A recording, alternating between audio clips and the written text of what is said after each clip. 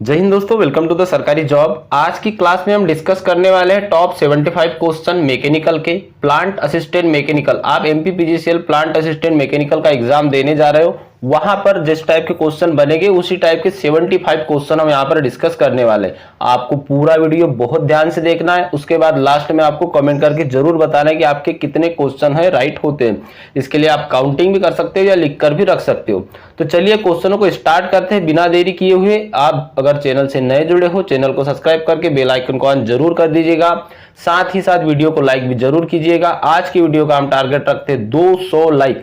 अगर आप इस क्लास को 200 लाइक पूरे करवा देते हो तो मैं 2 से 3 क्लासें आपके बचे हुए 4-5 दिन में भी मैराथन लेके आऊंगा, और इसके साथ साथ जो कंटिन्यूस क्लासेस चल रही है वो तो चलेगी ही।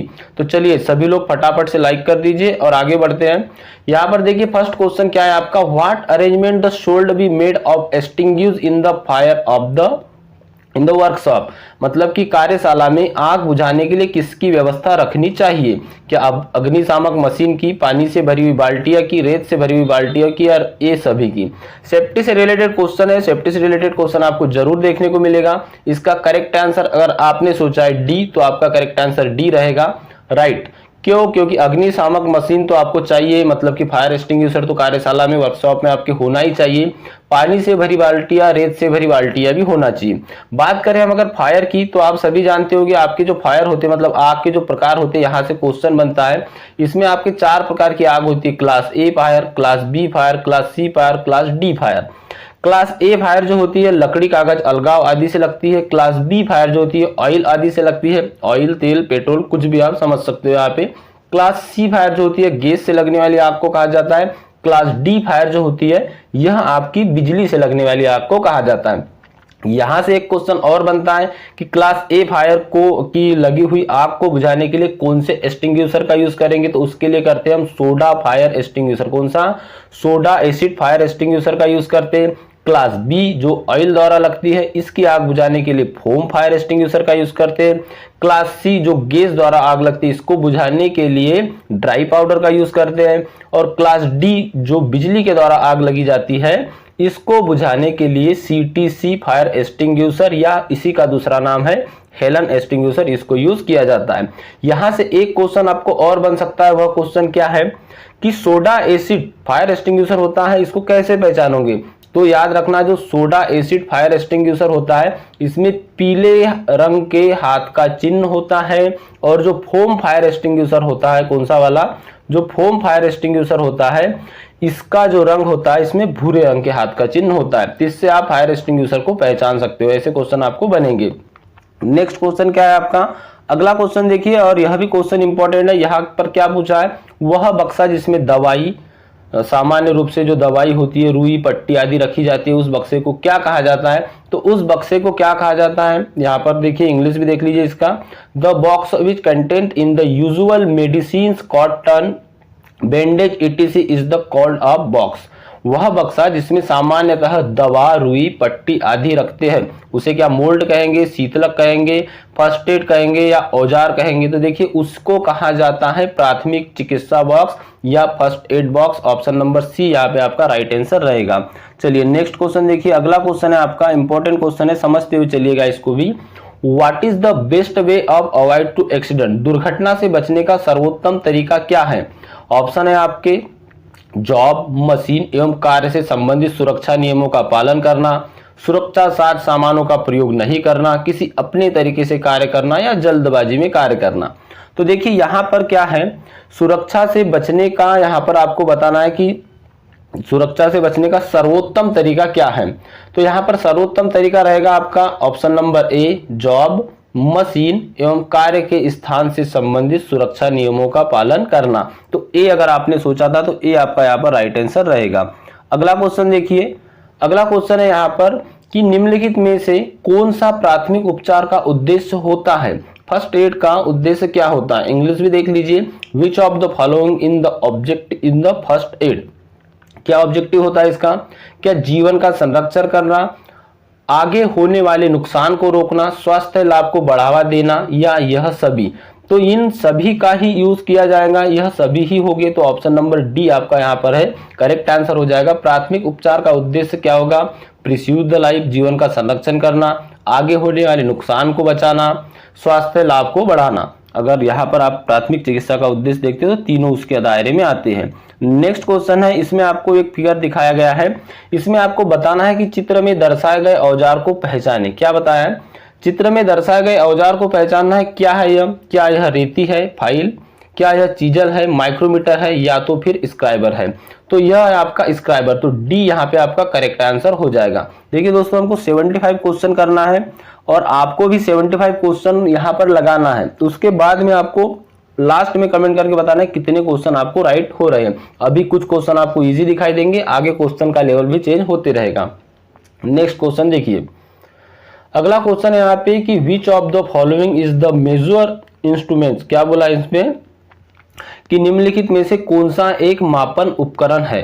क्या छेनी एक मापन उपकरण है? क्या बेंच वाइज मापन उपकरण है? क्या स्टील रूल है या रेती है?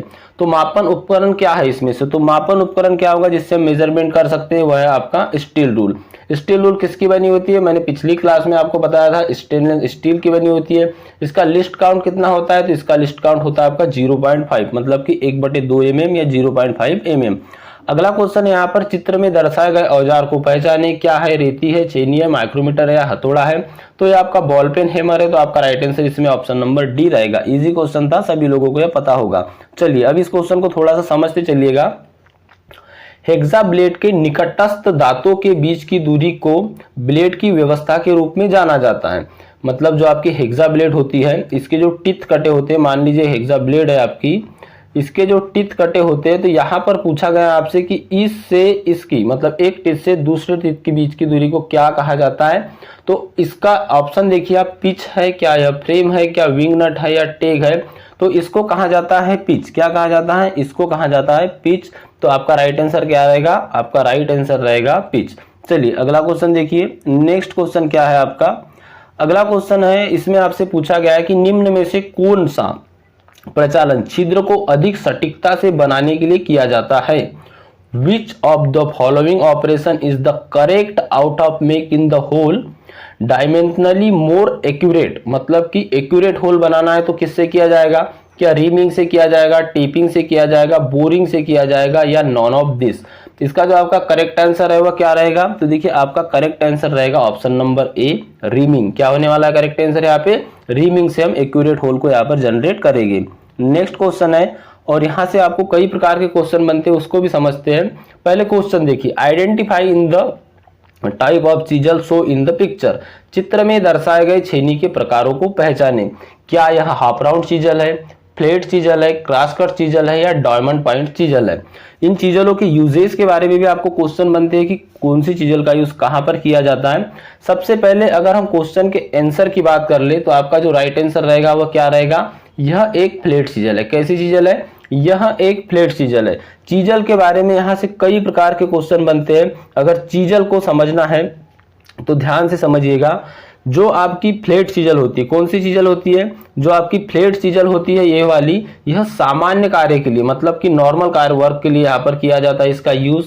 इसी के बाद में अगर हाफ राउंड चीजल की बात करें, जिसको कि अर्ध गोलाकार छेनी कहा जाता है, इसका यूज कहां पर किया जाता है? तो हाफ राउंड का यूज जो ऑयल गैलरी होती है, ऑयल वे आदि या टेढ़े मेढ़े ग्रू काटने के लिए किया जाता है।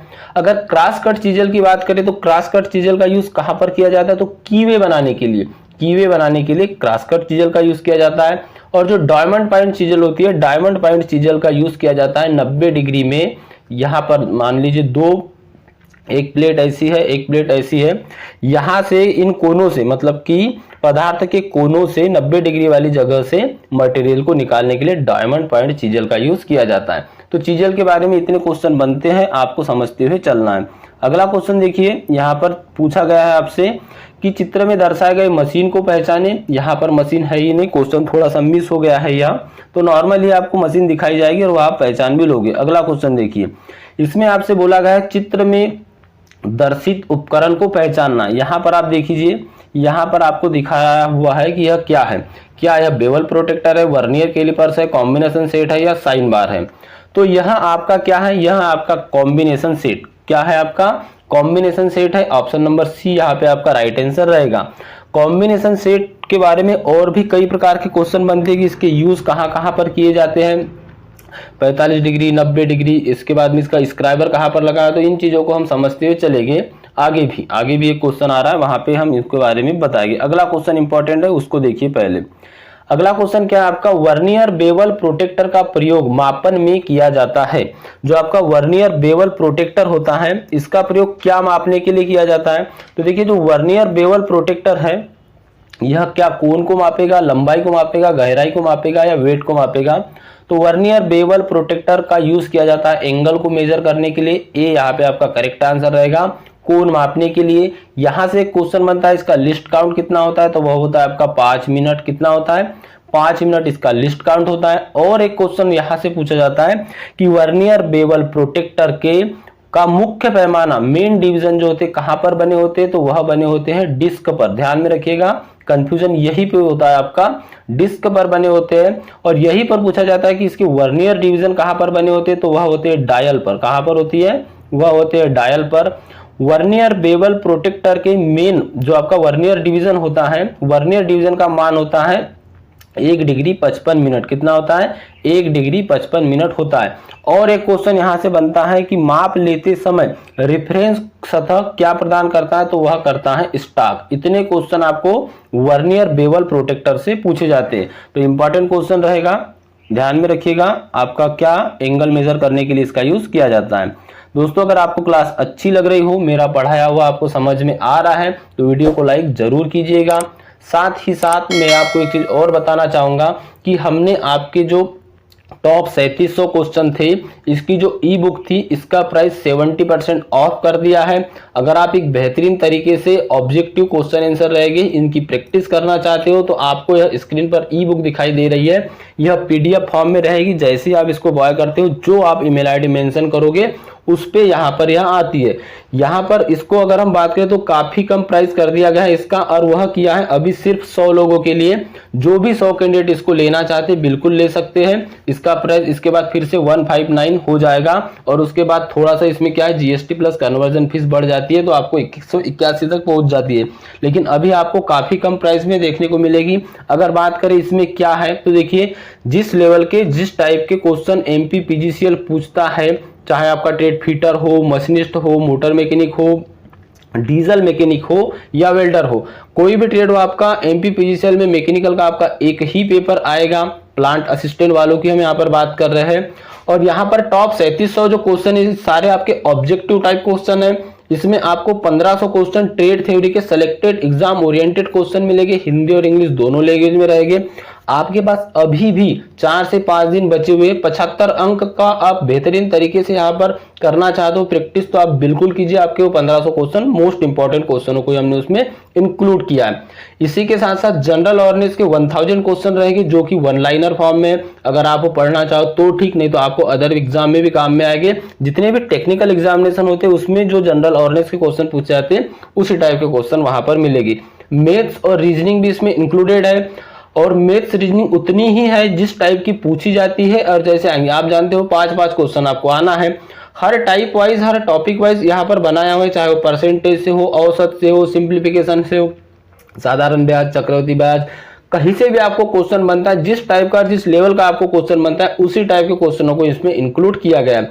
सही रहेगी आपको यह क्वेश्चनों की प्रैक्टिस करने में। आपके पास 4 से 5 दिन बचे, अगर आप 300 question per day trade theory के भी लगाते हो तो भी आपका कवर हो जाएगा, 400 भी लगाते तो भी कवर हो जाएगा।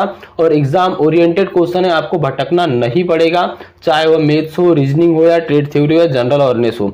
इसी के साथ साथ मैंने आपको बताया कि अगर आप इसको 200 लाइक पार करवा देते हो तो मैं मैराथन भी आपके लिए लेकर ही आया हूं। आप इन मैराथन को और साथ में उन क्वेश्चनों को अगर देख ले तो आपका काफी हद तक तैयारी बेस्ट हो जाएगी। अभी भी आपके पास 4 से 5 दिन बचे हुए हैं। अगर आप बेहतरीन तरीके से क्वेश्चन की प्रैक्टिस करना चाहते हो, जिनका मैथ्स अच्छा है, जिनकी रीजनिंग अच्छी है, उनकी ट्रेड थ्योरी कवर हो जाएगी।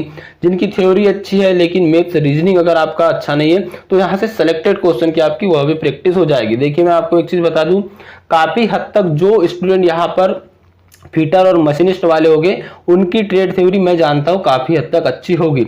लेकिन एक चीज आप यह भी समझते हुए चलिएगा कि कि अगर यहाँ पर आपको मैथ्स और रीजनिंग से दो दो क्वेश्चन भी अगर आपके रॉन्ग हो जाते हैं तो मैं आपको बता दूं 1 अंक के कारण भी आपका सिलेक्शन रुकता है। तो आपको टेक्निकल प्लस नॉन टेक्निकल दोनों पे ध्यान देना है, दोनों की बेहतरीन प्रैक्टिस करनी है। जिनका टेक्निकल अच्छा है वो नॉन टेक की करे, जिनका नॉन टेक अच्छा है वो टेक्निकल की करे। तो आपको ये बुक डिस्क्रिप्शन बॉक्स में लिंक दी है, वहां से आप सीधे वेबसाइट पे पहुंचोगे, वहां से बाय कर सकते हो। अगर आपको उसमें भी जो आपके 10-15 रुपए एक्स्ट्रा लगते हैं, 15 से 20 रुपए, क्योंकि जीएसटी प्लस कन्वर्जन फीस हो जाती है, वह भी कम करना है तो आपको यह स्क्रीन पर नंबर दिखाई दे रहा है, इस नंबर पे आपको व्हाट्सएप पर मैसेज करना है, वहां पर भी आपको ये प्रोवाइड करा दी जाएगी।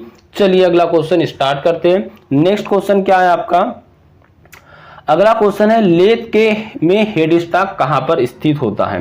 लेथ मशीन से आपको नॉर्मली क्वेश्चन दिखाई देंगे, लेथ मशीन से ज्यादा डीप में जैसे टूल सिग्नेचर आदि यहां से क्वेश्चन आपको नहीं बनेंगे। लेथ मशीन के जो भी क्वेश्चन आएंगे आपको नॉर्मल ही लगेंगे। तो बताइए लेथ मशीन में जो हेड स्टॉक होता है, आपने लेथ मशीन देखी होगी, लेथ मशीन कैसी होती है, मैं कुछ थोड़ा सा यहाँ पर डेमो बता दे रहा हूँ। ये होती है आपकी लेथ मशीन, यहाँ होता है आपका, यह मान लीजिए आपका टेल स्टॉक है, यहाँ चक बंधा होता है, यहाँ आपका हेड स्टॉक है। अब यहाँ पर पूछा गया कि लेथ मशीन में हेड स्टॉक कहाँ पर स्थित होता है, तो आप सभी को पता रहना चाहिए लेथ मशीन में हेड स्टॉक होता है यहाँ पर लेफ्ट साइड पर, तो क्या आ जाएगा लेथ बेड के बाएं हाथ के सिरे पर, यहाँ पर बी आपका जो है करेक्ट आंसर हो जाएगा।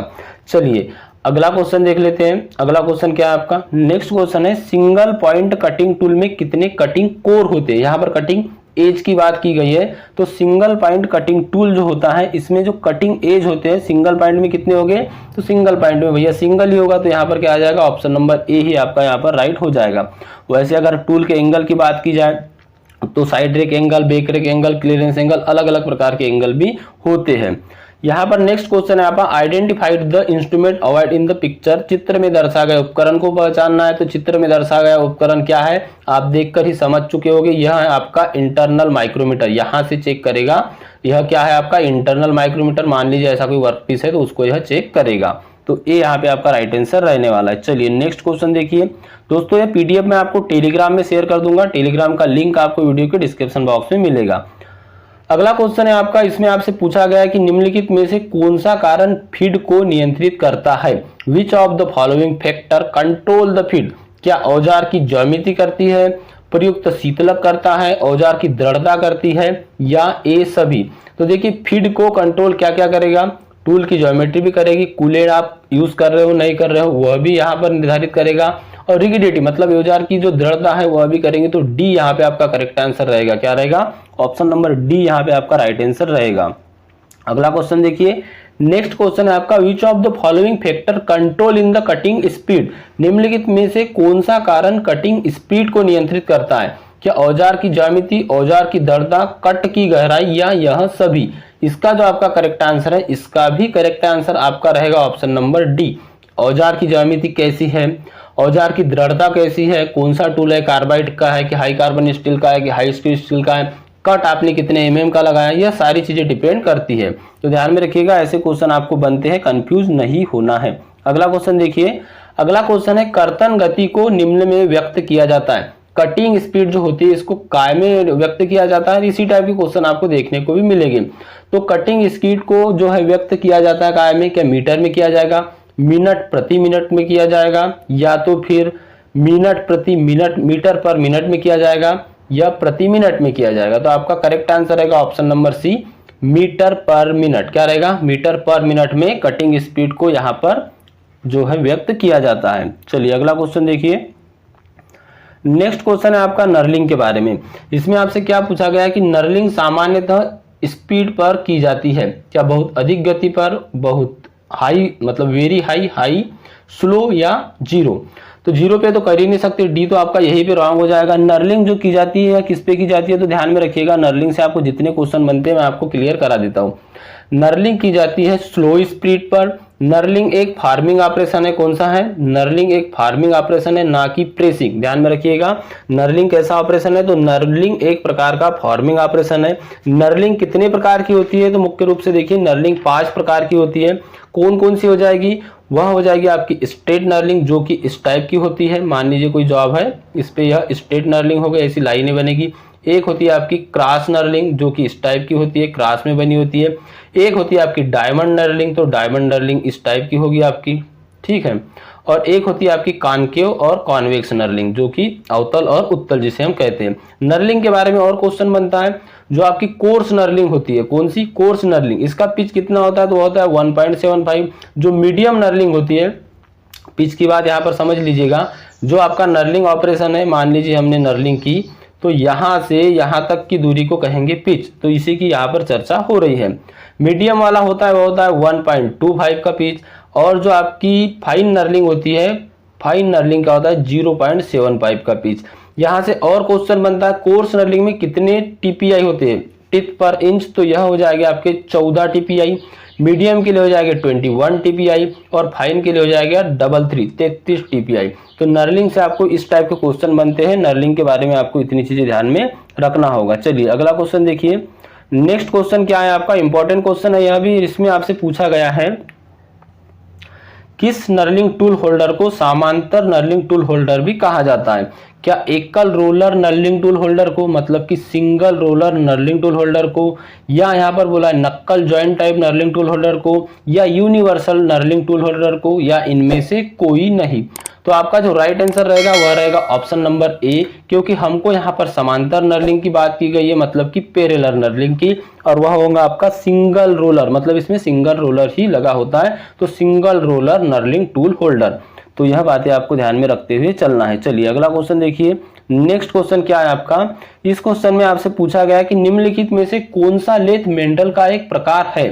बताइए, क्या गैंग लेथ मेंडल है, स्टेप लेथ मेंडल है, स्क्रू मेंडल है, या यह सभी? तो देखिए, जो मेंडल की अगर हम बात करें तो यह सभी प्रकार के मेंडल होते हैं, इसीलिए आपका ऑप्शन नंबर डी जो है यहाँ पर करेक्ट आंसर हो जाएगा। चलिए अगला क्वेश्चन देखिए। अगला क्वेश्चन क्या है आपका? निम्नलिखित में से कौन सा कथन रीमर के बारे में सही नहीं है? अब रीमर के बारे में इन्होंने ऑप्शन दिए क्या क्या, इसको मैं थोड़ा सा यहाँ पर ऊपर कर देता हूँ, आपको ऑप्शन अच्छे से दिख सके। तो यहाँ पर ऑप्शन दिया आपको नंबर 1 कि it is the multiple cutting tool. किसके बारे में पूछा गया हमको? यहाँ पर ध्यान से देखिए, क्वेश्चन को पहले इंग्लिश और हिंदी दोनों में समझ जाएंगे। विच of the following statement not true about reamer? Reamer के बारे में क्या सही नहीं है? हमको क्या बताना है कि रीमर के बारे में क्या सही नहीं है। ऑप्शन है आपका it is the multi point cutting tool, यह एक मल्टी पॉइंट कटिंग टूल है। ऑप्शन बी आपका यह एक सिंगल पॉइंट कटिंग टूल है। ऑप्शन सी आपका सेक और बॉडी एक रीमर का हिस्सा है, और ऑप्शन डी है ये सभी। तो कौन सा वाला इसमें से आपको ऑप्शन नहीं है वह चूज करना है। तो इसका करेक्ट आंसर क्या आएगा? यह एक सिंगल पॉइंट कटिंग टूल है, यह नहीं आएगा। रीमर जो होता है यह मल्टी पॉइंट कटिंग टूल होता है। कौन सा होता है? मल्टी पॉइंट कटिंग टूल होता है रीमर। ड्रिल कैसा होता है? तो ड्रिल एंड कटिंग टूल होता है। चलिए अगला क्वेश्चन देखिए। निम्नलिखित में से कौन सा एक लेथ का उपसाधक है? क्या वेल्डिंग इलेक्ट्रोड है, 3 जबड़ों वाला चक है, ड्रैग है, या यह सभी है? लेथ के यहाँ पर उपसाधक की बात की गई है, मतलब ऐसा साधक, या आप इसको कह सकते हो ऐसा पार्ट, ऐसी एसेसरीज जिसको अलग भी किया जा सके, उसके स्थान पर दूसरा भी लगाया जा सके। तो वह क्या होगा आपका? वह होगा आपका 3 जा चक। क्यों होगा यहाँ पर? अकॉर्डिंग टू ऑप्शन 3 जा चक होगा। अगर यहाँ पर अकेला चक भी लिखा रहता तो भी वह उपसाधक की ही श्रेणी में आता है। यहाँ पर क्या होता है, हम फेस प्लेट भी यूज कर सकते हैं। इसी के साथ साथ यहाँ पर आपको 4 जा चक, 2 जा चक और कॉलेट चक आदि भी यूज किया जा सकता है। तो इसीलिए यहाँ आपका क्या कहलाता है? उपसाधक कहलाता है। चलिए अगला क्वेश्चन देखिए। अगला क्वेश्चन है आपका, विच of the following material in the use of making angle plate? Angle plate बनाने के लिए निम्न में से किस सामग्री का उपयोग किया जाता है? जो आपकी एंगल प्लेट होती है, कोन प्लेट, वह किस सामग्री की बनाई जाती है? क्या तांबा की बनाई जाती है, एल्यूमिनियम की, ढलवा लोहे की, या पीतल की? दोस्तों ये क्वेश्चन मैंने आपको कल की ही क्लास में समझाया था, मतलब मैंने जो आपको बेसिक बताए थे क्वेश्चन के बाद में, उसमें कि एंगल प्लेट जो आपकी बनी होती है वह किसकी बनी होती है? कास्ट आयरन की बनी होती है। कास्ट आयरन को ही हम ढलवा लोहा भी कहते हैं। तो सी यहाँ पे आपका करेक्ट आंसर रहेगा। अगला क्वेश्चन देखिए। नेक्स्ट क्वेश्चन क्या है आपका? इसमें आपसे क्या पूछा गया है कि निम्नलिखित में से शीतलक का प्रयोग या उपयोग करने का उद्देश्य क्या है? Which of the purpose in the using coolant? Coolant का यूज क्यों किया जाता है? ऑप्शन क्या है आपका? कटिंग उपकरण और कार्यखंड को ठंडा करने के लिए, हाँ बिल्कुल किया जाता है। कमरे को ठंडा करने के लिए, ऑपरेटर को ठंडा करने के लिए, इनमें से कोई नहीं। तो आपका करेक्ट आंसर यहाँ रहेगा ऑप्शन नंबर ए, कटिंग उपकरण मतलब कि कटिंग टूल्स, और कार्यखंड मतलब कि वर्क पीस को ठंडा करने के लिए। इसके उद्देश्य और भी हो सकते हैं, जैसे चिप्स आदि को बहाता है ये। अगला क्वेश्चन देखिए। नेक्स्ट है आपका एक ड्रिल किए गए छिद्र के अंत को बेवल करने का एक ऑपरेशन क्या है। बेवल मतलब कि इस टाइप का, और यह क्वेश्चन हमने डिस्कस भी किया था। यही क्वेश्चन थोड़ा सा घुमा के पूछा जाए तो यहाँ पर बेवल की जगह प्रवर्णित लिखा हुआ रहेगा। तो क्या है यह, तो इसका जो राइट आंसर ध्यान में रखिएगा, उसको कहा जाता है काउंटर सिंकिंग। क्या कहा जाता है? काउंटर सिंकिंग कहा जाता है। ए यहाँ पे आपका राइट आंसर रहेगा। दोस्तों मैं एक बार फिर से आपको कहना चाहूंगा, अगर आपने अभी तक चैनल को सब्सक्राइब नहीं किया है तो चैनल को सब्सक्राइब करके बेल आइकन को ऑन जरूर कर दीजिए।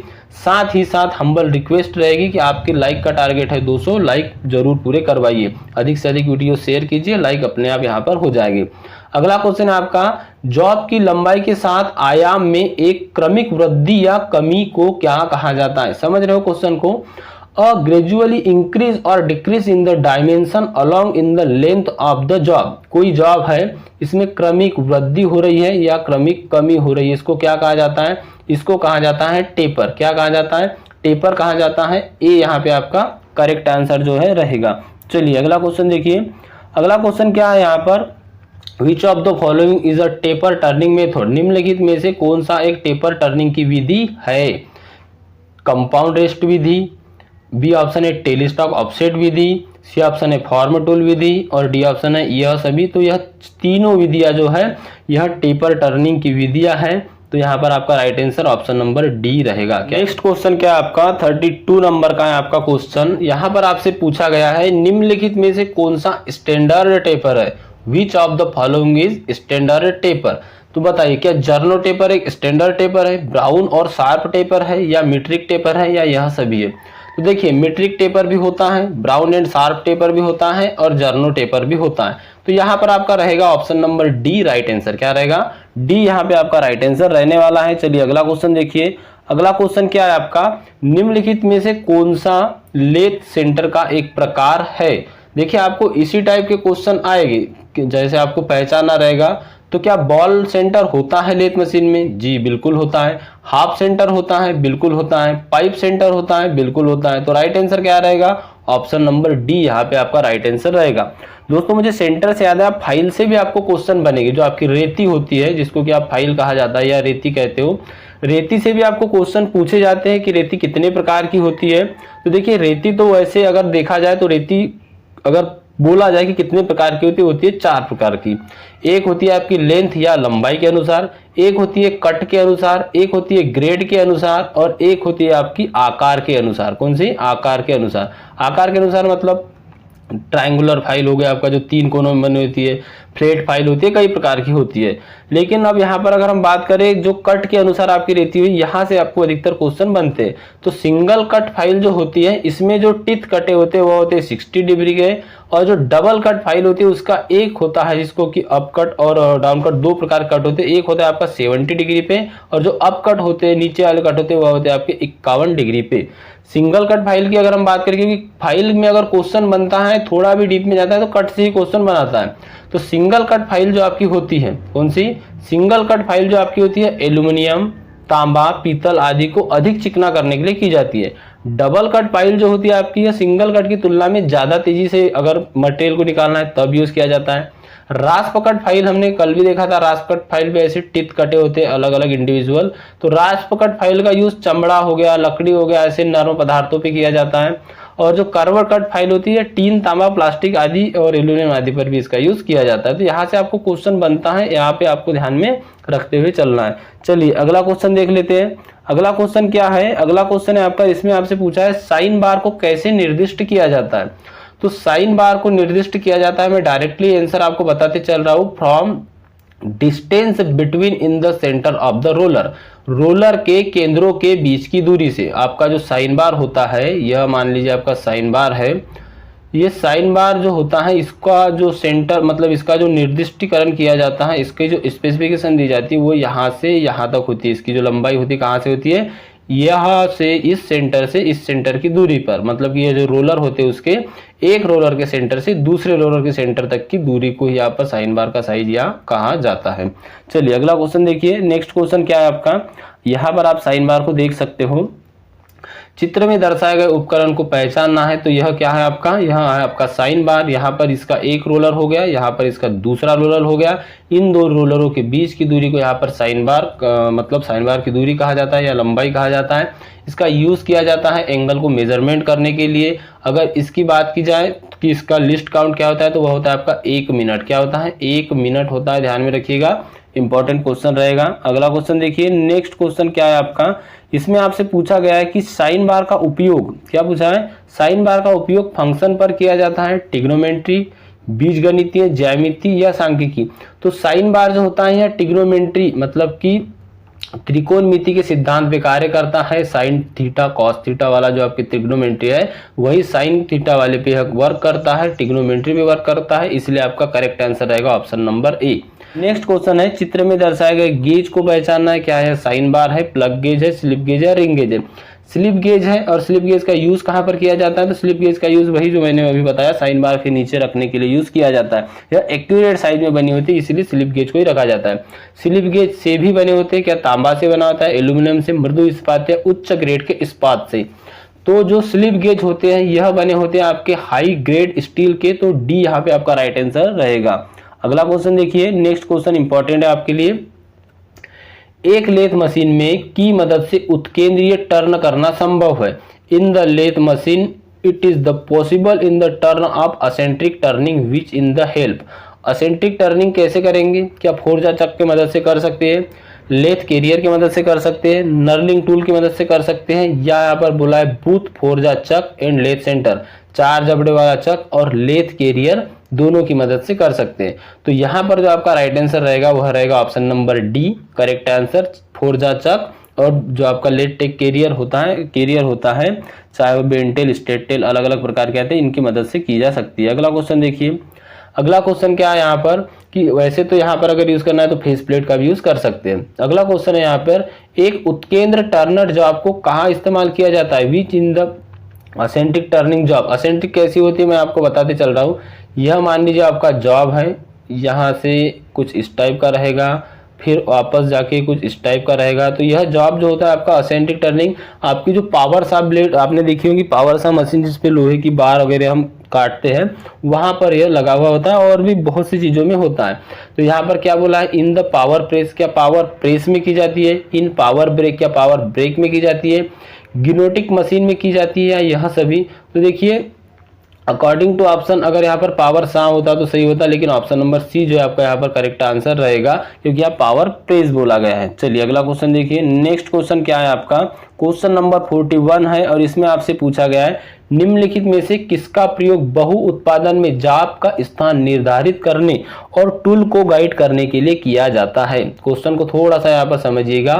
विच of the following in use to guide in the tool and locate the job in mass production. मतलब कि टूल को यहाँ पर लोकेट भी कर रहा है, सॉरी जो गाइड भी कर रहा है टूल को और जॉब को लोकेट भी कर रहा है। तो क्या वह गेज होगा, हाउसिंग होगी, जिग होगा या फिक्सर होगा। यह क्वेश्चन आपके जिग और फिक्सर वाले टॉपिक से पूछा गया है, तो इसका करेक्ट आंसर ध्यान में रखिएगा, सी रहेगा जिग।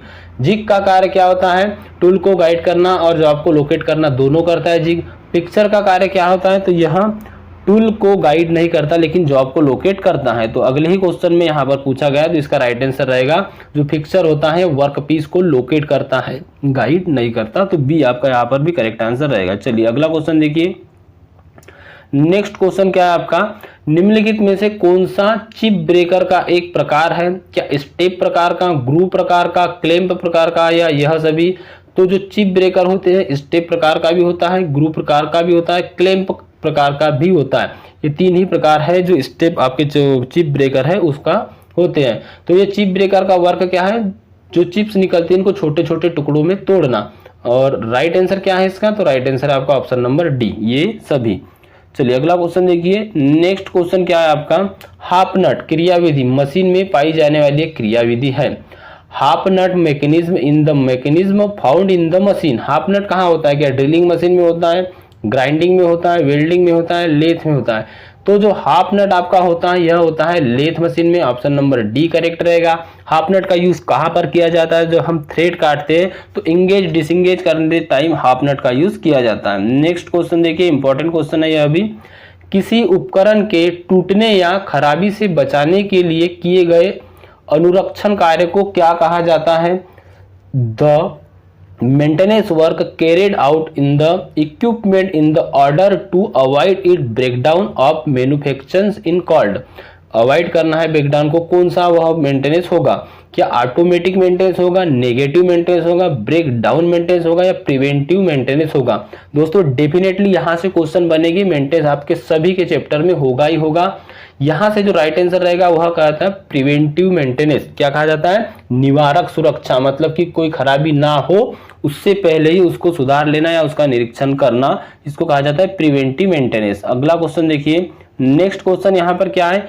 एकमे चूड़ी के लिए अंतर्गत कोण का मान क्या होता है? तो हमने कल डिस्कस किया था, एकमे चूड़ी के लिए क्या होता है? सी 29 डिग्री होता है। क्या होता है? एकमे चूड़ी का जो एंगल होता है यह 29 डिग्री होता है। एकमे थ्रेड भी एक प्रकार की ट्रोपोजोडियल थ्रेड है। क्या है? एक प्रकार की ट्रोपोजोडियल थ्रेड। स्क्रू में किस प्रकार की चूड़ियां होती है? What type of the thread are threaded in the lead screw lathe machine? तो लेथ मशीन के लीड स्क्रू में होती है क्या एकमे थ्रेड या वी थ्रेड या बटरेज थ्रेड या इनमें से कोई नहीं? तो याद रखिएगा लेथ मशीन के लीड स्क्रू जो होता है, लीड स्क्रू में होती है आपकी एकमे थ्रेड। तो ए यहाँ पे आपका करेक्ट आंसर रहेगा। एकमे थ्रेड का एंगल होता है 29 डिग्री। कितना होता है? 29 डिग्री होता है। यहाँ पर कंफ्यूजन नहीं होना है, स्क्वायर थ्रेड नहीं होती है, एकमे थ्रेड ही होती है। चलिए अगला क्वेश्चन देखिए, नेक्स्ट क्वेश्चन क्या है आपका? क्रेस्ट और रूट को जोड़ने वाली सतह क्या कहलाती है? क्रेस्ट और रूट को समझिएगा, यह मान लीजिए आपकी थ्रेड है। क्या है? थ्रेड है या चूड़िया है। यह होता है आपका क्रेस्ट, यह होता है रूट। तो यहाँ क्रेस्ट से रूट को यह जोड़ रहा है, इस सतह को क्या कहा जाता है? क्या फ्लैंक कहते हैं, पिच कहेंगे, हेड कहेंगे या लीड कहेंगे? तो इसको कहेंगे फ्लैंक। क्या कहेंगे? फ्लैंक कहेंगे। ऑप्शन नंबर जो आपका ए यहाँ पर राइट आंसर रहेगा। अगला क्वेश्चन देखिए, नेक्स्ट क्वेश्चन क्या है आपका? इसमें आपसे पूछा गया है टूल को पिछले कट के समान पथ का अनुसरण करने के लिए अपनाई गई विधि को चूड़ी के रूप में जाना जाता है। क्या होगा? पॉपिंग होगा, ग्राइंडिंग होगा, केचिंग होगा या मिलिंग होगा? यहाँ पर इसका इंग्लिश समझ लीजिएगा।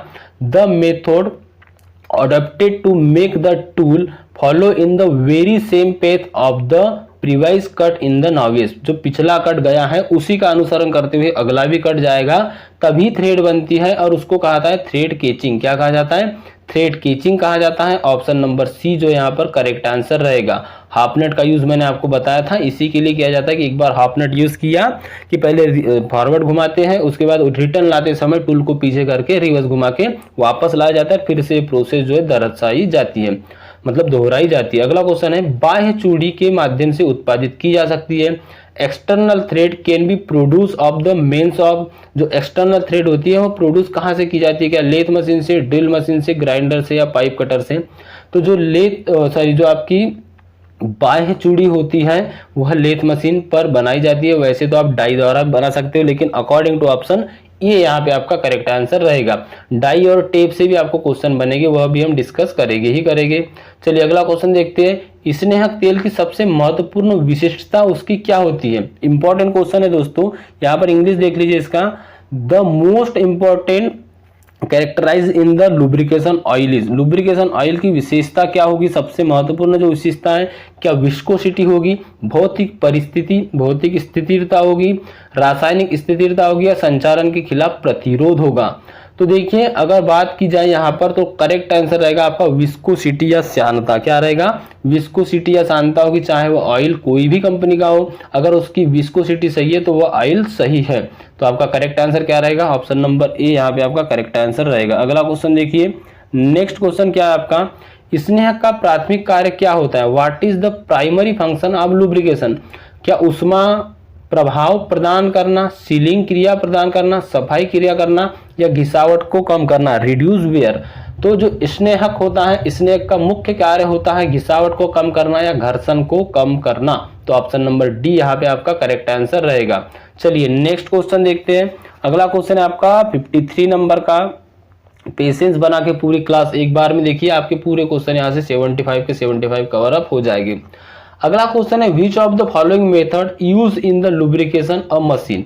मशीन का स्नेहक किस विधि के द्वारा किया जाता है? ग्रेविटी फीड विधि, फोर्स फीड विधि, स्प्लिट फिट विधि या यह सभी। यहाँ पर पूछा गया हमको मशीन का स्नेहन करने का, और इसका जो राइट आंसर रहेगा ऑप्शन नंबर डी रहेगा, क्योंकि यहाँ पर नहीं बोला गया कि हेड स्टॉक के गियरों का करना है या और किसी का करना है, तो स्नेहन की यह तीनों विधियां होती है, इसलिए डी यहाँ पे आपका करेक्ट आंसर रहेगा। तो बस यही कुछ क्वेश्चन है जो आपको थोड़ा बहुत कंफ्यूज कर सकते हैं, इसीलिए आपको ध्यान से देखते हुए चलना है। अगला क्वेश्चन देखिए, निम्नलिखित में से कौन सा एक ठोस स्नेहक है? क्या ग्रीस है, ग्रेफाइट है, मिनरल ऑयल है या सिंथेटिक ऑयल है? तो यहाँ पर हमको पूछा गया है ठोस स्नेहक के बारे में, मतलब कि सॉलिड लुब्रिकेशन के बारे में। लुब्रिकेशन की अगर बात की जाए तो 3 प्रकार के होता है, लिक्विड, सेमी लिक्विड और सॉलिड। सॉलिड की बात करें तो ग्रेफाइट जो होता है यह सॉलिड लुब्रिकेट में आता है। ग्रीस की अगर हम बात करें तो यह सेमी लिक्विड में आता है। मिनरल ऑयल आदि या सिंथेटिक ऑयल आदि की बात करें तो लिक्विड में आता है। 3 प्रकार के स्नेहक होते हैं, तीनों प्रकार के मैंने आपको यहाँ पर। आपको अगला क्वेश्चन भी सेम वहां से ही देखने को मिलेगा स्नेहक से। क्या पूछा इसमें, विच of the following is semi solid lubricator? निम्न में से कौन सा एक अर्ध ठोस स्नेहक है? तो अर्ध ठोस क्या होगा, ग्रीस जो होता है आपका अर्ध ठोस होता है, इसीलिए आपका ए जो है यहाँ पर राइट आंसर रहेगा। क्या रहेगा, ए आपका राइट आंसर रहेगा। अब अगला क्वेश्चन देखिए, इंपॉर्टेंट क्वेश्चन है। इसमें आपसे पूछा गया कि which of the following in an advantage of the preventive maintenance? निम्नलिखित में से कौन निवारक अनुरक्षक प्रणाली का एक लाभ है? निवारक अनुरक्षक प्रणाली मतलब, निवारक का मतलब समझ जाइए प्रिवेंटिव, और मेंटेनेंस तो आपको पता है ही। तो यहाँ पर है अगला आपका ऑप्शन है फर्स्ट, लेस डाउन टाइम प्रोड्यूसन, उत्पादन में कम अचेत काल विधि।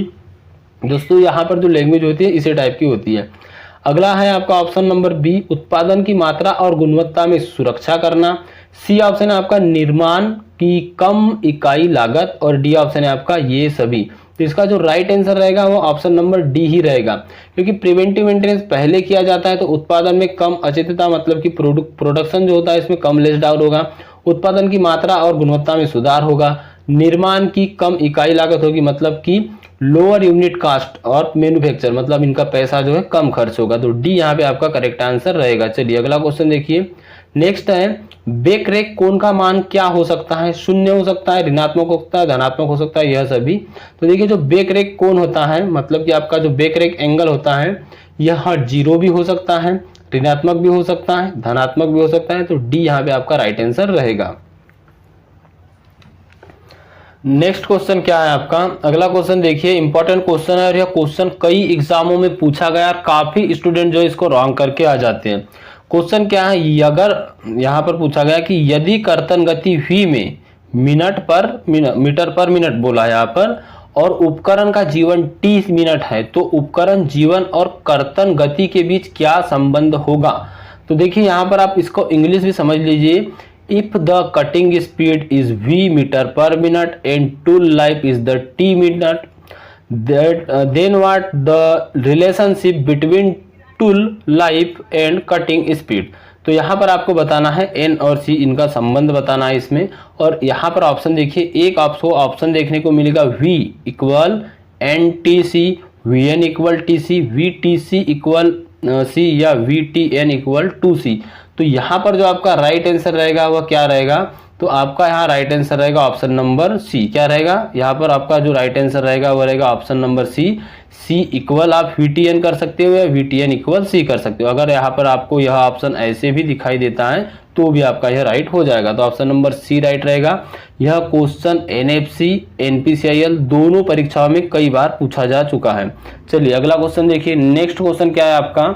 अगला क्वेश्चन है आपका, जब बेसिक डायमेंशन पर टॉलरेंस एक साइड पर दी जाती है तो उसे क्या कहते हैं? जब एक साइड पर दी जाएगी तो उसे कहा जाएगा यूनिलेटरल टॉलरेंस। जब दोनों साइड पर दी जाएगी तो उसे कहा जाएगा बाईलेटरल टॉलरेंस। तो हमको एक साइड का पूछा इसलिए ए यहाँ पे सी यहाँ पे आपका राइट आंसर रहेगा। अगला क्वेश्चन देखिए। नेक्स्ट है आपका क्वेश्चन, निम्नलिखित में से कौन सा अक्षर मूल छिद्र को इंगित करता है? मूल छिद्र, यहाँ क्वेश्चन लिया गया आपके लिमिट फिट टॉलरेंस से, और यहाँ पर मूल छिद्र मतलब बेसिक होल की बात की गई है। और बेसिक होल को कौन रिप्रेजेंट करेगा यहाँ पे? तो बेसिक होल का ध्यान में रखिएगा, कौन करेगा? यहाँ पर इसका राइट आंसर रहेगा एच। क्या करेगा? एच जो होता है ये बेसिक होल होता है। तो hole basic system, shaft basic system, यहाँ से क्वेश्चन बनते हैं आपको। चलिए अगला क्वेश्चन देखते हैं। यहीं पे अगला क्वेश्चन आपको मिल जाएगा लिमिट फिट टॉलरेंस से। ये यहाँ पर आपसे क्या पूछा गया है कि सॉफ्ट आधार प्रणाली में का आकार स्थिर बनाया जाता है। In the soft basic system the size of in the made constant, मतलब कि किसको यहाँ पर स्थिर रखा जाएगा। समझाता हूँ, थोड़ा सा समझिएगा। ऑप्शन देखिए आपका है होल, शाफ्ट, बियरिंग या की। तो इसका जो करेक्ट आंसर है वह रहेगा आपका शाफ्ट। क्या रहेगा आपका करेक्ट आंसर शाफ्ट। क्यों? क्योंकि यहाँ पर पूछा है शाफ्ट बेसिक सिस्टम। तो जब भी शाफ्ट बेसिक सिस्टम रहेगा, शाफ्ट के साइज को स्थिर रखा जाएगा, होल के साइज को कम या ज्यादा किया जाएगा। जब भी होल बेसिक सिस्टम रहेगा, होल के साइज को स्थिर रखा जाएगा, शाफ्ट के साइज को कम या ज्यादा किया जाएगा। अधिकतर यूज किया जाता है आपका होल बेसिक सिस्टम। क्या यूज किया जाता है? होल बेसिक सिस्टम, ध्यान में रखिएगा। चलिए अगला क्वेश्चन है, नेक्स्ट क्वेश्चन है आपका, इसमें आपसे पूछा गया है अंतर्विमेयता आमतौर पर के लिए लागू होती है। इंटरचेंजेबिलिटी किसके लिए लागू होती है? क्या हिस्सों की मरम्मत के लिए, बड़े पैमाने उत्पादन करने के लिए, एकल टुकड़ा उत्पादन में के लिए या बहु टुकड़ा उत्पादन करने के लिए। यहाँ पर मास प्रोडक्शन भी दिया है, यहाँ पर मल्टी पीस प्रोडक्शन भी दिया हुआ है। इसका जो राइट आंसर है वह क्या रहेगा आपका? तो करेक्ट आंसर ध्यान में रखिएगा, बड़े पैमाने पर उत्पादन करना, मतलब कि mass production. Option number B जो है आपका करेक्ट आंसर रहेगा। अगला क्वेश्चन देखिए, नेक्स्ट क्वेश्चन है और इसमें आपसे पूछा गया है थ्रेड की पिच की जांच के लिए किस गेज का यूज किया जाता है। क्या रिंग गेज का करेंगे, प्लग गेज का करेंगे, स्टैंडर्ड वायर गेज का करेंगे या स्क्रू पिच गेज का करेंगे। तो पिच की जांच के लिए स्क्रू पिच गेज का ही यूज करेंगे। तो यहाँ पर डी जो है आपका करेक्ट आंसर रहेगा। अगला क्वेश्चन है 64 नंबर का, इसमें आपसे पूछा गया है स्क्रू चूड़ियों के प्रभावी व्यास को मापने के लिए किस गेज का उपयोग किया जाता है। यहाँ पर देखिएगा which gauge use a measure of effective diameter. Effective diameter ring gauge, plug gauge या साइन बार से मापा जाता है या स्क्रू थ्रेड माइक्रोमीटर से मापा जाता है। तो करेक्ट आंसर रहेगा आपका ऑप्शन नंबर डी। क्या रहेगा आपका correct answer? Option number D रहेगा, स्क्रू थ्रेड माइक्रोमीटर से। स्क्रू थ्रेड माइक्रोमीटर कैसे होता है? तो स्क्रू थ्रेड माइक्रोमीटर कुछ इस टाइप का बना होता है, इधर से वी रहेगा, इधर से ऐसा रहेगा और यहाँ पर जो थ्रेड का जो है मेजर किया जाता है। कौन सा? इफेक्टिव डायमीटर को, ना कि यहाँ पर ध्यान में रखिएगा छोटा और बड़ा डायमीटर नहीं पूछा है, इफेक्टिव डायमीटर पूछा है। अगला क्वेश्चन देखिए, आंतरिक चूड़ियों के बीच की जांच के लिए, आंतरिक चूड़ियों की जांच के लिए किस गेज का उपयोग किया जाता है। इंटरनल थ्रेड की जांच के लिए क्या रिंग गेज का करेंगे, क्या स्क्रू थ्रेड प्लग गेज का करेंगे, डायल टेस्ट इंडिकेटर का करेंगे या साइन बार का करेंगे। तो स्क्रू थ्रेड प्लग गेज किसका यूज करेंगे? स्क्रू थ्रेड प्लग गेज का करेंगे। ऑप्शन नंबर बी यहाँ पे आपका राइट आंसर रहेगा। अगला क्वेश्चन देखिए, इंपॉर्टेंट है यह भी question, screw thread plug gauge के गो साइड से किसी चूड़ी तत्व की जांच की जा सकती है। तो गो साइड से किसकी करेंगे? यहाँ पर स्क्रू थ्रेड प्लग गेज की बात की गई है, तो गो साइड से क्या पिच की करेंगे, प्रोफाइल के कोण की करेंगे, प्रमुख व्यास की करेंगे, मतलब कि मेजर डायमीटर करेंगे, या यह अभी देखिए स्क्रू थ्रेड प्लग गेज जो होता है यह क्या करता है? प्लग गेज मतलब कि यह इंटरनल थ्रेड को मेजर करेगा या इंटरनल थ्रेड को यह नापेगा, देखेगा, चेक करेगा। यह चेकिंग टूल है, मेजरिंग टूल नहीं है, तो यहाँ पर चेक ही होगा। क्या होगा? चेक होगा। ध्यान में रखिएगा, यहाँ से क्वेश्चन बनता है कि गेज जो है क्या है, मेजरमेंट करते हैं या चेकिंग करते हैं, मतलब कि मार्किंग टूल है या चेकिंग टूल है। तो यह रहेगा आपका चेकिंग टूल। और इसका जो राइट आंसर रहेगा वह क्या रहेगा? तो वह रहेगा आपका ऑप्शन नंबर डी। क्या रहेगा? डी यहाँ पे आपका करेक्ट आंसर रहेगा। क्यों रहेगा? तो यह जो होता है थ्रेड प्लग गेज पिच को भी मेजर करेगा, प्रोफाइल का कोण भी देख लेगा और प्रमुख व्यास जिसका मेजर डायमीटर होता है वह भी देख लेगा, इसीलिए तो डी यहाँ पे आपका करेक्ट आंसर रहेगा। अगला क्वेश्चन है डायल टेस्ट इंडिकेटर से, इसमें पूछा गया है डायल टेस्ट इंडिकेटर का उपयोग निम्न में से किस काम के लिए किया जाता है। शाफ्टों की समानांतरता की जांच करने के लिए, छिद्रों के केंद्रीकरण की जांच करने के लिए, समतलता और समानांतरता के लिए, सपाट सतहों की जांच करने के लिए, या ये सभी। तो इसका करेक्ट आंसर रहेगा यह सभी, क्योंकि डायल टेस्ट इंडिकेटर का यूज इन सभी के लिए किया जाता है। चलिए अगला क्वेश्चन देखिए, नेक्स्ट क्वेश्चन में आपको यहाँ पर दिखाया गया है कि चित्र में दर्शाए गए उपकरण को पहचाने। तो यह होता है आपका डायल टेस्ट इंडिकेटर। क्या होता है? डायल टेस्ट इंडिकेटर होता है, ये यहाँ पे आपका करेक्ट आंसर रहेगा। चलिए अगला क्वेश्चन देखिए, नेक्स्ट क्वेश्चन है आपका और इसमें आपसे पूछा गया है निम्नलिखित में से कौन सा डायल टेस्ट इंडिकेटर का एक प्रकार है। प्लंजर प्रकार, लीवर प्रकार, प्लंजर और लीवर दोनों, इनमें से कोई नहीं। तो देखिए डायल टेस्ट इंडिकेटर प्लंजर प्रकार का भी होता है, लीवर प्रकार का भी होता है।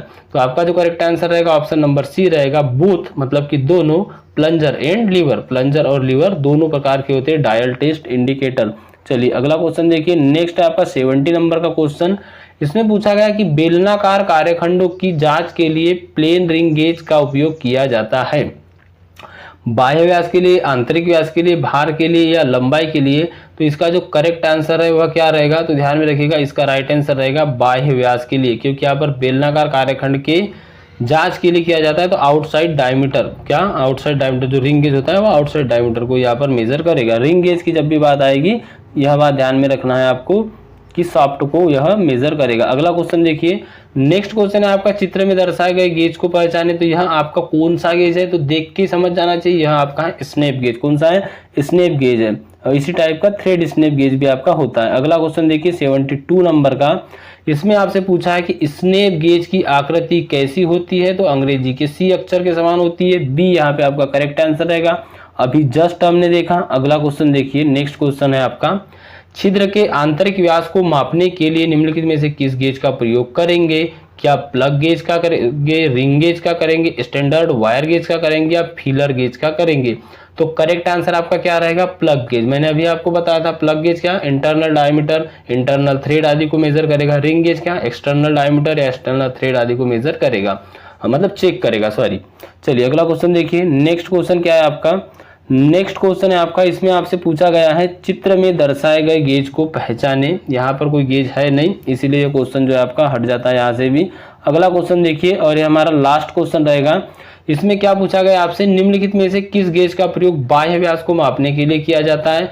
तो snap gauge, plug gauge, feeler gauge या सेंटर गेज। यहाँ पर पूछा गया है बाह्य व्यास को मापने के लिए, बाह्य व्यास को देखिए, गेज जो होते हैं चेक करने के लिए यूज किए जाते हैं, मेजर करने के लिए गेज का यूज नहीं किया जाता। यहाँ बात ध्यान में रखिएगा, लेकिन यहाँ पर बार बार इन्होंने मापन लिखा हुआ है। ये डायरेक्टली निमी के क्वेश्चन है, यहाँ पर मापन लिखा हुआ है, लेकिन क्वेश्चन बनता ऐसे भी है।